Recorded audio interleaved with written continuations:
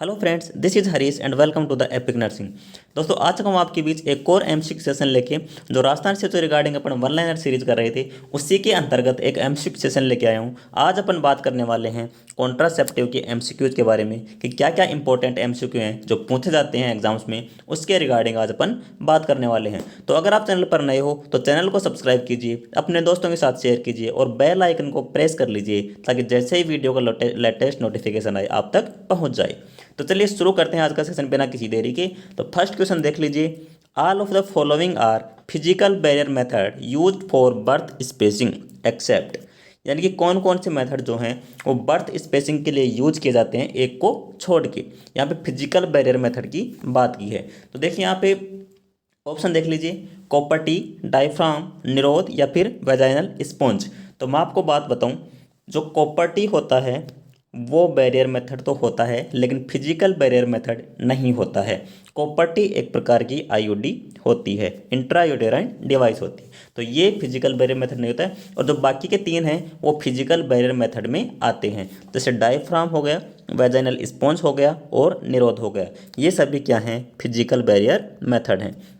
देखिए, एक होता है फिजिकल बैरियर मेथड जिसमें अपन ने बात कर ली निरोध की, ठीक है, डायफ्राम की, डच कैप या फिर वेजाइनल स्पॉन्ज, ठीक है। और एक आता है केमिकल मेथड। उसमें क्या आता है, जैसे जेली वगैरह आती है, क्रीम आती है, फोम आती है, सपोजिटरीज आती हैं और वो केमिकल में काउंट किए जाते हैं। तो यहाँ पे अपने क्वेश्चन का आंसर हो जाएगा कॉपर टी को फिजिकल बैरियर मेथड में काउंट नहीं किया जाता है।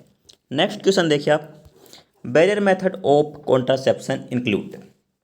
बैरियर मेथड पूछा है यहाँ पे, ठीक है। बैरियर मेथड कौन सा है? कॉन्ट्रासेप्शन का। तो डायफ्राम जो है वो बैरियर मेथड में काउंट किया जाता है, कुछ देर पहले आपको बताया है, ठीक है। आईपिल, माला डी ये सभी केमिकल मेथड में आते हैं, ठीक है, ये सभी केमिकल मेथड में आते हैं। और ट्यूबल लाइगेशन फिजिकल मेथड में आता है। नेक्स्ट क्वेश्चन देखिए, which of the following method of contraception can prevent STD.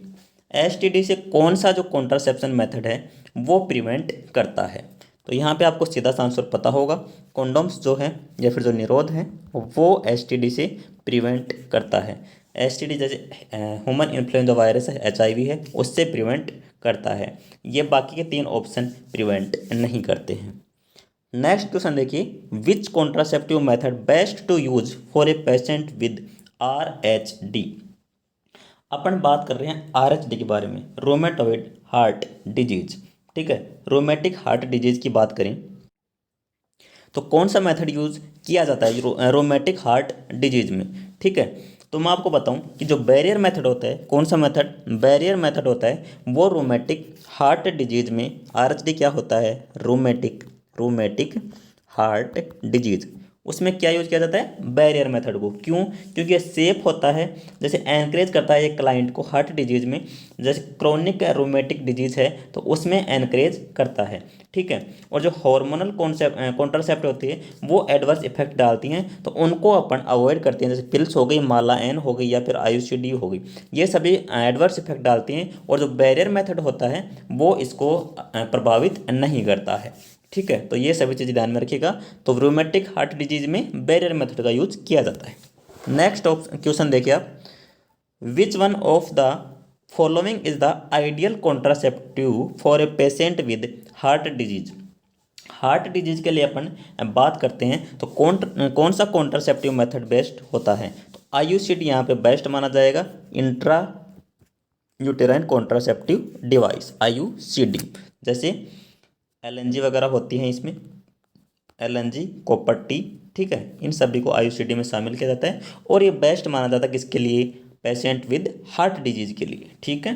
Next question देखिए, the best method for spacing child birth in woman.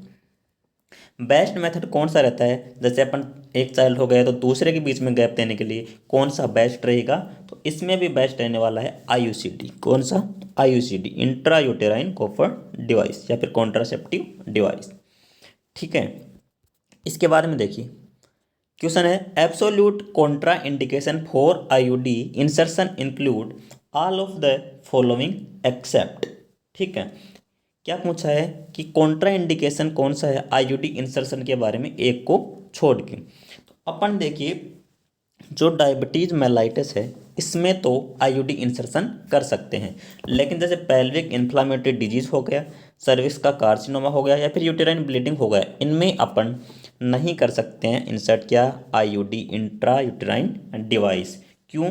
क्योंकि देखिए पीआईडी हो गया, सस्पेक्टेड प्रेगनेंसी हो गया, एंड डायग्नोस्ड वेजाइनल ब्लीडिंग है या फिर कैंसर ऑफ सर्विक्स है, यूट्रस का कैंसर है या फिर एक्टोपिक प्रेगनेंसी है, इन सभी में अपन एडवर्स इफेक्ट से बचने के लिए या फिर ये स्थितियां जानलेवा साबित हो सकती हैं आईयूडी के इंसर्शन से, तो उससे बचने के लिए अपन ये काम करते हैं। तो डीएम में तो कोई दिक्कत नहीं है, डीएम में अपन आईयूडी लगा सकते हैं। ठीक है, नेक्स्ट क्वेश्चन देखिए, copper T is Contra indicated during, copper T को कब कॉन्ट्रा इंडिकेटेड किया जाता है?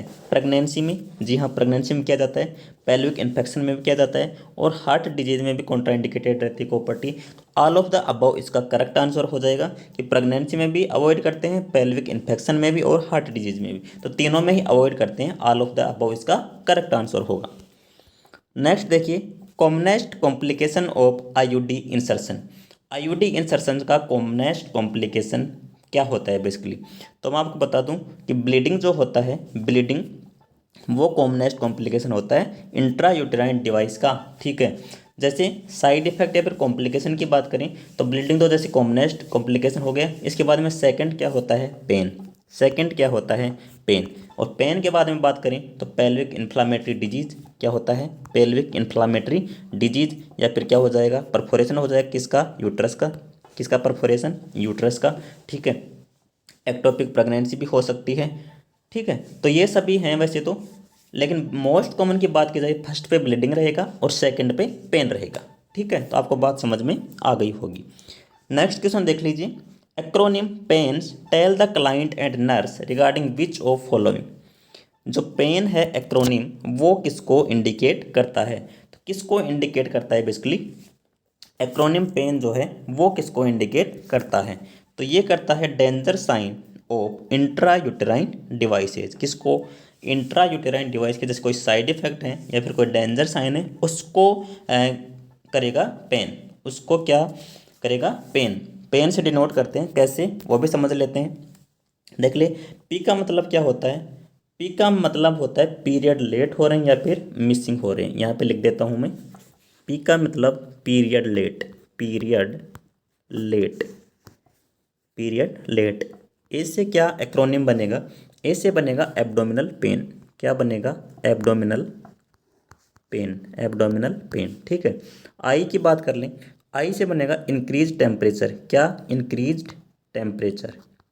ठीक है, इसके बाद में बात करें एन, एन का मतलब होता है noticeable discharge, noticeable, noticeable, noticeable discharge, और एस का मतलब बात करें तो वो होता है स्पॉटिंग, क्या, स्पॉटिंग, स्पॉटिंग। तो क्या हो गई पेन्स की फुल फॉर्म, पी का मतलब हुआ यहाँ पे, पी का मतलब क्या हुआ यहाँ पे, पीरियड मिसिंग, ए का मतलब हो गया एब्डोमिनल पेन, आई का मतलब हो गया इंक्रीज टेम्परेचर, एन का मतलब होता है नोटिसेबल डिस्चार्ज, और एस का मतलब हो गया स्पॉटिंग।